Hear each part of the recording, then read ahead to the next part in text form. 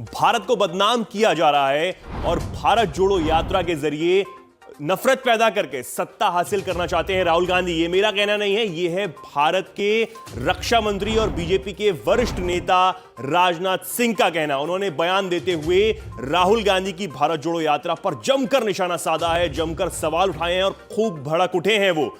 आपको बता दें कि राहुल गांधी की भारत जोड़ो यात्रा इन दिनों जम्मू कश्मीर में है और इसी बीच राजनाथ सिंह का यह बयान निकलकर सामने आया है। उन्होंने ताबड़तोड़ हमले किए हैं।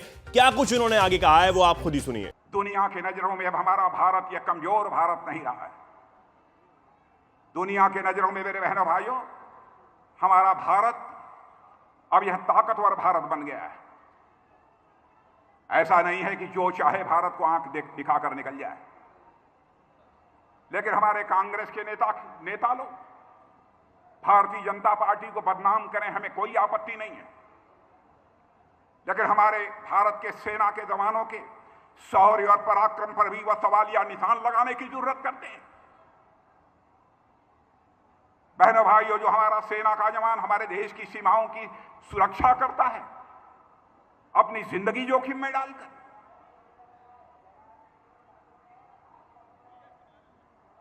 क्या क्या बातें कांग्रेस के नेताओं ने की हैं। और एक नेता जो इसमें भारत जोड़ो यात्रा पर निकले हुए बहने, जैसे पता नहीं क्या हो गया उनको।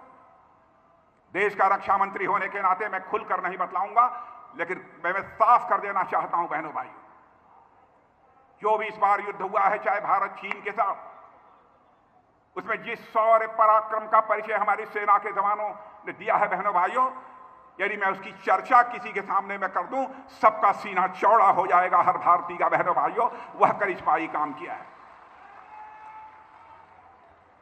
और मैं आपसे भी अनुरोध करना चाहूंगा, एक बार हाथ उठाकर तालियां बजाकर भारत के सेना के जवानों की हौसला अफजाई की जानी चाहिए, उनका स्वागत किया जाना चाहिए। भारत अब पहले जैसा भारत नहीं रहा है, जो चाहे वह आंख दिखाकर निकल जाए, वैसा भारत नहीं है। भारत अब बदल चुका है मेरे बहनों भाइयों, आप यकीन रखना। और अब तक जिस शौर्य पराक्रम का परिचय हमारे जवानों ने दिया है, अद्भुत है। लेकिन बार बार उस सेना के बारे में इधर उधर की बातें की जाती हैं। मेरी समझ में नहीं आता क्या हो गया है इन लोगों को। अंतर्राष्ट्रीय जगत में, सारी दुनिया में भारत का कद ऊंचा हुआ है मेरे बहनों भाइयों। अंतर्राष्ट्रीय जगत में भारत की प्रतिष्ठा बढ़ी है। आप यहां के लोग भी यदि दुनिया के दूसरे देशों में रहते होंगे, आप उनसे पूछिए कि देश के रक्षा मंत्री राजनाथ सिंह आए थे, बोल कर गए हैं, क्या यह सच है कि नहीं है। पहले भारत कुछ बोलता था तो दुनिया भारत की बातों को गंभीरतापूर्वक नहीं सुनती थी। अब भारत बोल रहा है, कमजोर देश है, जो सुनना चाहिए उसको भी लोग अनसुना कर देते थे।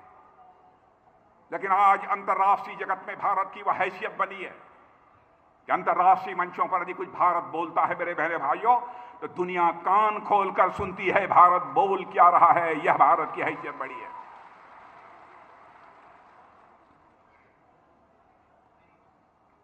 आज उस भारत के बारे में भी अनाप शनाप की बातें। और एक कांग्रेस के नेता, मैं नाम नहीं लेना चाहता, आप लोग जानते होंगे, भारत जोड़ो यात्रा पर निकले। बहनों भाइयों, भारत हमारा टूट रहा है। मैं आपसे पूछना चाहता हूं, आपसे पीछे के लोगों से मैं पूछना चाहता हूं, क्या हमारा भारत टूट रहा है? इधर के लोगों से पूछना चाहता हूं, क्या टूट रहा है? वो भारत जोड़ने के लिए निकले। भारत को टूटना था तो एक बार टूट चुका, 1947 में ही टूट चुका। भारत माता के दो टुकड़े हो गए, भारत पाकिस्तान बन गया। बहनों भाइयों, उस समय भी हमारे जो नेता थे, उनके दिल की यह हसरत थी, उनकी भी अलग थी, भारत टूटना नहीं चाहिए। लेकिन हो गया, उसके बारे में मैं कोई टिप्पणी नहीं करना चाहता, किन परिस्थितियों में हुआ है। और आज राहुल गांधी चारों तरफ घूम घूम कर कह रहे हैं हिंदुस्तान में नफरत ही नफरत चारों तरफ है। मैं उनसे पूछना चाहता हूं, हिंदुस्तान में नफरत पैदा करने का काम कौन कर रहा है? क्या सारे देश में मोदी जी लोगों के बीच नफरत पैदा करने का काम कर रहे हैं? क्या मध्य प्रदेश में शिवराज सिंह जी लोगों के बीच नफरत पैदा करने का काम कर रहे हैं? मैं आपसे इस सवाल का जवाब चाहता हूं बहनों भाइयों, क्या यह नेता लोगों के बीच नफरत पैदा कर रहे हैं? कहां उनको नफरत दिखाई देता? सारी दुनिया में या कांग्रेस के लोग भारत को बदनाम कर रहे हैं मेरे बहनों भाइयों, इसका उन्हें जवाब दिया जाना चाहिए। सारी दुनिया में भारत की छवि खराब करने की कोशिश कर रहे हैं कि भारत में नफरत ही नफरत है। जिस भारत की इज्जत सारी दुनिया में बढ़ी है, जिस भारत ने, और दुनिया का इकलौता देश हमारा यह भारत है बहनों भाइयों, कि भारत की सीमा में रहने वाले लोगों को ही अपने परिवार का सदस्य नहीं माना है, बल्कि पूरे विश्व की धरा पर रहने वाले लोगों को अपने परिवार का सदस्य मानते हुए वसुधैव कुटुंबकम का संदेश सारे विश्व को, यदि दुनिया को कहीं से गया है तो केवल और केवल हमारे और आपके देश भारत की धरती से गया है मेरे बहनों भाई। और उस भारत को बदनाम किया जा रहा है कि भारत में नफरत ही नफरत है। राहुल जी, आपको हो क्या गया है? मोदी जी नफरत पैदा कर रहे हैं। नफरत पैदा करके आप पुनः सत्ता हासिल करना चाहते हैं। नफरत पैदा करके सत्ता नहीं हासिल की जा सकती है। यदि सत्ता हासिल की जा सकती है तो बहनों भाइयों, जनता का विश्वास प्राप्त करके, जनता की मोहब्बत हासिल करके ही प्राप्त की जा सकती है। जैसे हमारे शिवराज सिंह जी यहां मध्य प्रदेश में कर रहे हैं। इधर उधर की बातें जो मन आता है वह बोलते रहते हैं। बहनों भाइयों, हमारे भारत ने कभी भी जाति, पंथ, मजहब इस आधार पर कभी भेदभाव नहीं किया। जो भी भारत माता की कोख से पैदा हुआ है सभी भाई भाई हैं। भारत को जो आजादी हासिल हुई है उसमें अपना बलिदान देने का काम हर धर्म के लोगों ने किया है। चाहे वह चंद्रशेखर आजाद, सरदार भगत सिंह हो, चाहे खुदीराम बोस हो, चाहे अशफाक उल्लाह खां हो। क्या दीवानगी थी। 26 साल की जवानी चंद्रशेखर आजाद इलाहाबाद के कंपनी गार्डन में अपने रिवाल्वर की गोलियों से अंग्रेज दुश्मनों को भूनते भूनते जब रिवाल्वर में अंतिम गोली शेष बची तो उन्हें इस बात की चिंता सताने लगी कि कहीं विदेशियों की रिवाल्वर की विदेशी गोली हमारे जिस्म में प्रवेश कर हमारे जिस्म को नापाक न कर दे। इसलिए चंद्रशेखर आजाद ने अपने ही रिवाल्वर की अंतिम गोली अपने सीने में दाग लेने का काम किया था, तब जाकर यह भारत आजाद हुआ है। वहीं हम अशफाक उल्लाह खां को भी नहीं भूल सकते। 21 साल की जवानी थी, मां कहती थी बेटा अशफाक उल्लाह शादी कर ले, बहू ला, मैं बूढ़ी हो गई हूं, मेरी देखभाल करेगी, मेरी परवरिश करेगी। लेकिन अशफाक उल्लाह के दिल में तो आजादी हासिल करने की दीवानगी थी। मुस्कुरा कर वह अपनी मां के आग्रह को टाल देता था। जब अंग्रेजों की हत्या करने के मामले में अशफाक उल्लाह को फांसी की सजा हो गई, फांसी के तख्त पर ले जाया गया तो मजिस्ट्रेट ने पूछा, बोलो अशफाक उल्लाह, तुम्हारी अंतिम मुराद क्या है, ताकि तुम्हारी अंतिम मुराद का संदेश मैं तुम्हारी मां तक पहुंचा दूं। अशफाक उल्लाह खान ने कहा, ऐ मजिस्ट्रेट, जाकर मेरी मां तक यह संदेश पहुंचा दे कि तुम्हारा बेटा अशफाक उल्लाह आज फांसी के तख्त पर खड़े होकर अपनी शादी रचाने जा रहा है, अपनी निकाह करने जा रहा है। मजिस्ट्रेट ने पूछा, क्या अशफाक उल्लाह तुम पागल हो गए हो? कहां है वह लड़की जिस लड़की के साथ फांसी के तख्त पर खड़े होकर तुम शादी रचाने जा रहे हो? बहादुर अशफाक उल्लाह खान ने कहा था, मेरे बहनों भाइयों, क्या मजिस्ट्रेट, पागल मैं नहीं हो गया हूं, अंधे तुम हो गए हो। क्या तुझे दिखाई नहीं देता है मेरी आंखों के सामने यह जो फांसी का फंदा है, यही वह हमारी महबूबा है जिसे आज मैं अपने गले से लगाने जा रहा हूं, जिसके साथ मैं शादी रचाने जा रहा हूं। मैं राहुल जी विनम्रतापूर्वक कहना चाहता हूं, नफरत की बात करके हिंदुस्तान की छवि को दुनिया में खराब मत करिए। आप नफरत नफरत करके नफरत पैदा कर रहे हैं। आप दुनिया के लोगों के बीच जाकर, आप भारत के लोगों के बीच जाकर मोदी जी के प्रति नफरत पैदा करते हैं, भारतीय जनता पार्टी के प्रति नफरत पैदा करते हैं। किसके प्रति नफरत पैदा करते हैं? देश इस सवाल का जवाब चाहता है।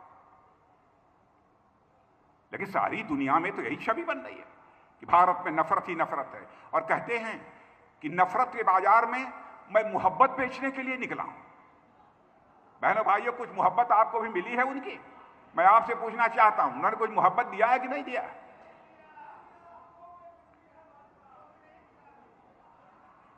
बताइए। अब मोहब्बत के बारे में वो क्या जाने?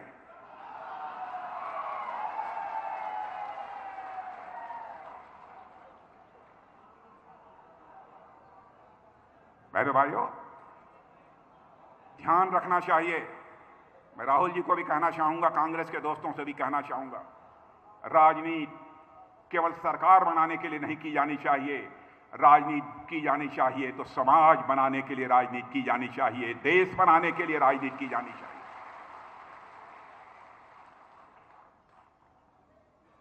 भारत की प्रतिष्ठा, भारत की आन बान शान के साथ राहुल गांधी जी खिलवाड़ मत करो। भारत आगे बढ़ रहा है, सहयोग कर सकते हो आप सहयोग करो, नहीं कर सकते हो आप चुप्पी साध कर बैठ जाओ। भारत को अंतर्राष्ट्रीय जगत में बदनाम करने की कोशिश मत करो। बहनों भाइयों, बातें बहुत सारी सी हैं, बस इतना ही मैं कहना चाहूंगा। भारतीय जनता पार्टी हिंदुस्तान की एक ऐसी राजनीतिक पार्टी है जो कहती है वो करती है, चाहे उसके लिए हमें जो भी कीमत चुकानी पड़े। और आपको विश्वास दिलाता हूं कि भारत की राजनीति में विश्वसनीयता का संकट, क्राइसिस ऑफ क्रेडिबिलिटी, हम लोग किसी भी सूरत में नहीं पैदा होने देंगे। और देश का रक्षा मंत्री होने के नाते भी मैं कहना चाहता हूं, आप स्वस्थ रहिएगा। देश की सीमाओं पर यदि बुरी नजर डालने की कोई कोशिश करेगा तो भारत के अंदर वह ताकत है कि उसका मुंहतोड़ जवाब दे सकता है, यकीन रखना।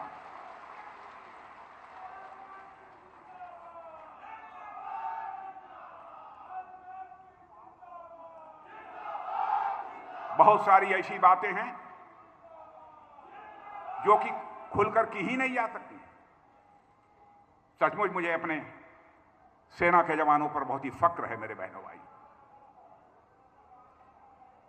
और इस तरीके से बेबुनियाद अनर्गल बातें करने वालों को जनता निश्चित रूप से जवाब देगी, मुझे पूरा यकीन है।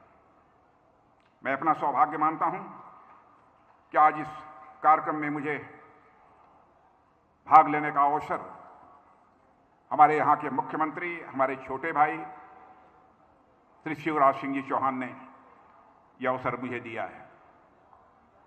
बहनों भाइयों, शिवराज सिंह जी के बारे में मुझे कुछ ज्यादा नहीं कहना है, बच्चा बच्चा अच्छी तरह परिचित है। सादगी, सरलता, सभी से प्यार करना, सभी की समस्याओं का निराकरण करने के लिए भरपूर ईमानदारी से कोशिश करना, यह उनकी प्रकृति है, यह उनका स्वभाव है। और इसीलिए लगातार इतने लंबे समय तक वह बराबर मुख्यमंत्री की कुर्सी पर बने हुए हैं। बीच में थोड़ा सा आप लोगों ने गड़बड़ कर दिया था, लेकिन मैं समझता हूं कि आगे उसकी भरपाई निश्चित रूप से मध्य प्रदेश की जनता करेगी, मुझे पूरा विश्वास है उसकी भरपाई करेगी। क्योंकि जो हम लोगों के विरोधी हैं उनको देख लिया आपने, वो क्या क्या करते हैं। और आज जो कुछ भी शिवराज सिंह जी आपने, आपकी सरकार ने किया है, उसके लिए मैं पुनः आपको हार्दिक बधाई देता हूं। बहुत ही पुण्य कार्य आपने किया है। जिनके पास जमीन नहीं, ऐसे 25,500 से अधिक लोगों को जमीन आवंटित कर दिया मुफ्त में। मैं आज जब आवंटित कर रहा था वह सर्टिफिकेट, जमीन जिनको मिली है जो उनको आवंटित कर रहा था, बहनों भाइयों, उनके चेहरे की मुस्कान, उनके परिवार के सदस्यों के चेहरे की मुस्कान देखने बनती थी। कोई भी संवेदनशील व्यक्ति होगा तो उसे देखकर भावुक हो उठेगा। यह लग रहा था कि अपने दिल से वह आशीर्वाद दे रहे हैं। लोग कल्याणकारी सरकार इसे ही कहते हैं। वीके न्यूज, राष्ट्र के नाम।